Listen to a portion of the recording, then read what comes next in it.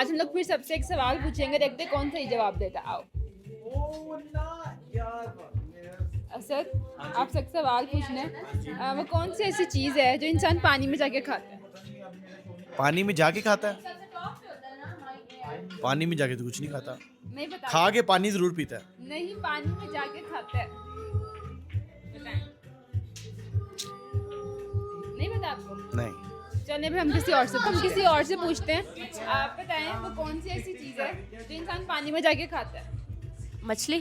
نہیں, نہیں آپ پتا. کو نہیں پتا. چلیں ابھی کسی اور سے پوچھتے ہیں. اب آپ ہمیں بتائیں کہ وہ کون سی ایسی چیز ہے جو انسان پانی میں جا کے کھاتا ہے؟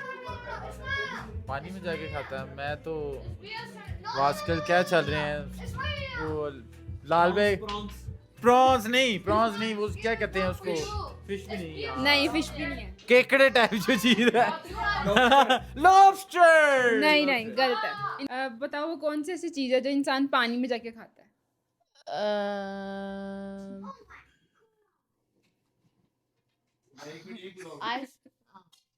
نہیں پتا.